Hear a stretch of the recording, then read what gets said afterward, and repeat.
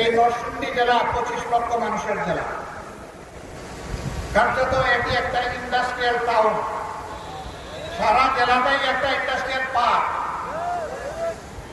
এখানে লক্ষ লক্ষ মানুষ শ্রম বিনিয়োগ করে উপার্জন করে, তারা চুরি ডাকাতি করেন না। এই মানুষগুলো অসুস্থ হলে, আহত হলে তাদের চিকিৎসার জন্য উপযুক্ত কোনো ব্যবস্থা নরসিংদীতে নেই। ঢাকা মহানগরীতে 4-5টা মেডিকেল কলেজ গড়া যায়, নরসিংদীতে একটা মেডিকেল কলেজ হতে পারে না।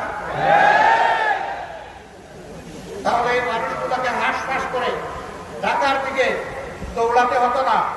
অনেক সময় ক্রিটিক্যালি ইনজিওর্ড অনেক মানুষ ঢাকায় যাওয়ার পথেই মৃত্যুবরণ করে, চিকিৎসাটাও তার কপালে জুটে না।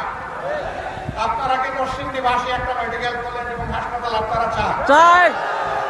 তাদের সাথে আমিও চাই।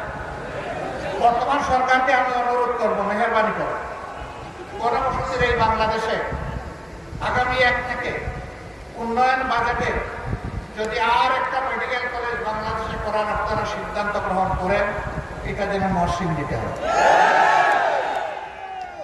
যদি আপনারা না করার চিন্তা করেন, আমি বলবো আপনাদের চিন্তা করা উচিত এবং পর্যায়ক্রমে এই ধরনের জেলা যেগুলো আছে যেখানে কোনো মেডিকেল কলেজ নেই, সেখানে একটা করে মেডিকেল কলেজ গড়ে তুলবে।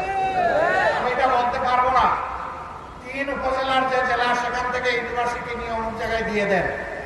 আমি এটা বলতে পারবো না মেডিকেল কলেজ ওখান থেকে সরাই নিয়ে আসেন। আমি বিশ্বাস করি ওইটাও বাংলাদেশের অংশ, ওখানে থাক। না হয় কিছু ডিসপ্যারিটি হয়েছে, বৈষম্য হয়ে জনগণের টাকা ওখানে সব নিয়ে ডাম্পিং করা হয়েছে। তারপরে আমি এলাকার মানুষকেও সম্মান করে থাক, ওখানে থাক। কিন্তু যারা বঞ্চিতের দিকে যেন এই সরকার প্রথমে নজর থাকে। আমরা জানি তাদের মেয়াদ দীর্ঘ নয়,